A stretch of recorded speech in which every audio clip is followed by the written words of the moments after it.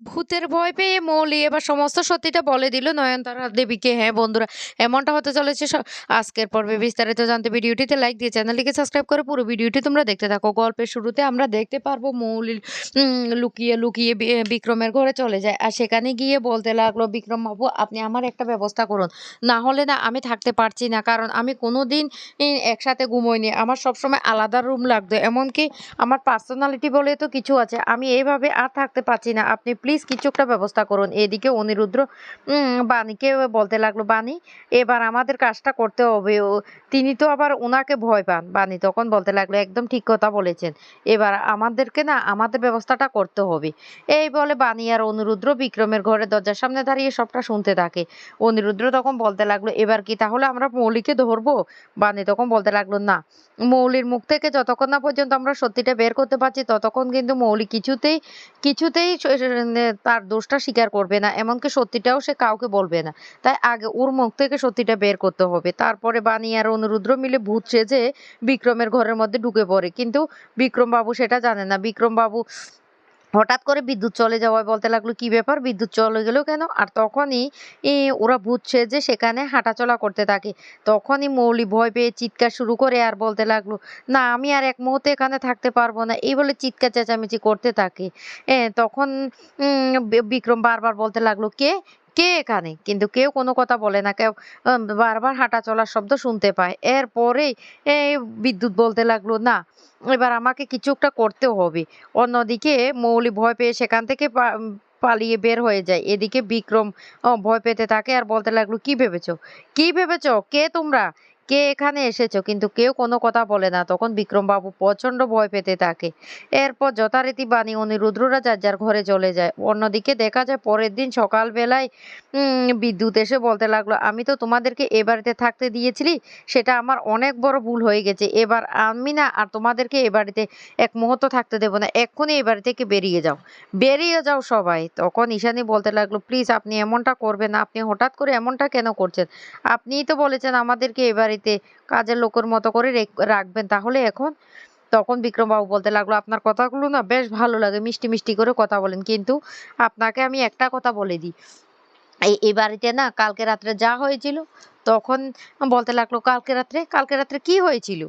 এই কথা বললে বিক্রম তখন বলতে লাগলো, তোমরা আমাকে ভূতের ভয় দেখিয়ে এখন আবার জিজ্ঞেস করছো কালকে রাতে কি হয়েছে? না, আমি কিছুই বলবো না। আমি ভূতের যে ভয় পাই সেটা ওদেরকে আমি বলবো না।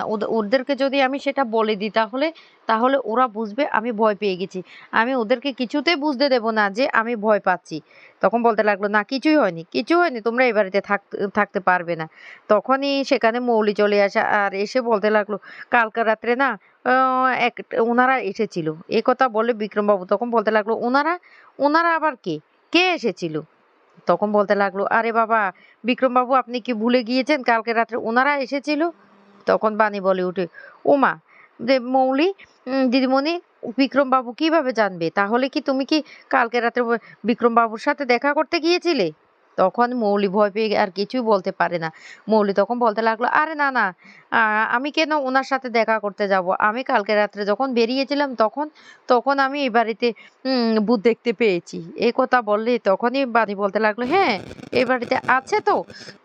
ঈশানী তখন কিছু বলতে গেলেই মৌলি তখন বলতে লাগলো, মামুনি, তুমি না আমাকে সবসময় বলতে ভূত বলতে, এখানে কিছুই নেই। ঈশানী তখন কিছু বলার আগে সাথী তখন ঈশানীকে ইশারা করে।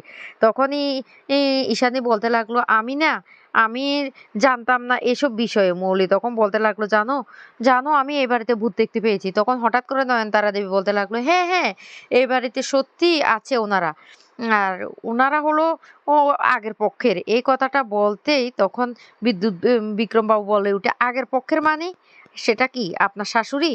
তখন বলতে লাগলো, না না, এই যে শিবনাথ বাবু, ওনার প্রথম পক্ষের স্ত্রী মারা যাওয়ার পর আমি যখন বিয়ে করে এই বাড়িতে এসেছিলাম আমাকে অনেকটা ভয় দেখিয়েছিল, অনেকবার আমি দেখেছিলাম। তখন শিবনাথ বাবু বলতে লাগলো, হ্যাঁ হ্যাঁ সত্যিই তো।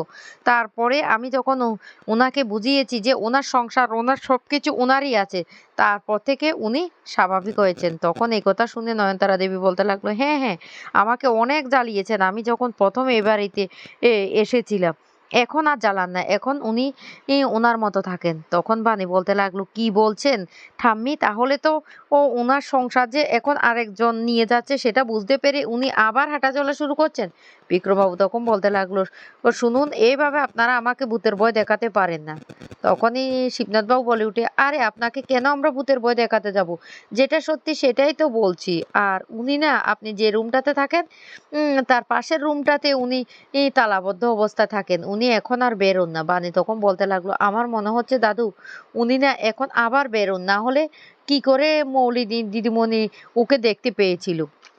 এইদিকে বিক্রমবাবু তখন বলতে লাগলো, "আমার না আর ভালো লাগছে না, আর ভালো লাগছে না। এই বাড়িটা ভাঙতে হবে, আমাকে ব্যবস্থা করতে হবে।" এদিকে দেখা যায় বিদ্যুৎ কুয়াশার কাছে চলে যায়, সেই বিদ্যুতের বিক্রমের বাবুর অফিসে। আর সেখানে গিয়ে দেখতে পায় বিক্রমবাবু চেয়ারে বসে আছে কুয়াশা। আর কুয়াশাকে দেখে তো তখন বিদ্যুৎ বলতে লাগলো, "কুয়াশা, তুমি আমাকে একটা কাজের ব্যবস্থা করে দাও না। আরে একটা ছোটখাটো কাজ হলেই তো ভালো হয়।" কুয়াশা তখন বলতে লাগলো, "আরে এমনিতে তো কোনো কাজকর্ম করো না, এখন আবার তুমি কাজ করবে? ঠিক আছে, তোমাকে একটা কাজ দিচ্ছি। রায়বাড়ি না কালকে ভাঙা হবে, আর সে দায়িত্বটা তোমাকে দিলাম।"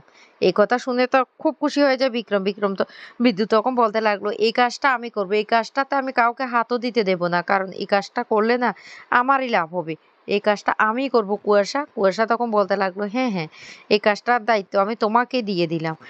অন্যদিকে মৌলি তখন গ্র্যান্ড মমির কাছে গিয়ে বলতে লাগলো, "গ্র্যান্ড মমি, সত্যিই কি এই বাড়িতে ওনারা আছেন?"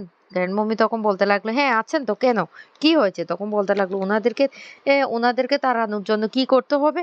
তখনই নয়নতারা দেবী বলতে লাগলো, "ওনাদেরকে তাড়ানোর জন্য না ওঝা আনতে হবে, আর ওরা মন্ত্রবিদ্যা ওনাদেরকে তাড়িয়ে দেবে।" "আচ্ছা, আগে দিদিভাই তুমি বলো তো, তুমি কি ডিল করেছিলে সে বিক্রমের সাথে?" কিন্তু কিছুতেই সে সত্যিটা স্বীকার করে না। সে বলতে লাগলো, "না, আমি কিচ্ছু ডিল করিনি। তোমরা কেন সেটা বুঝতে পারছো না?"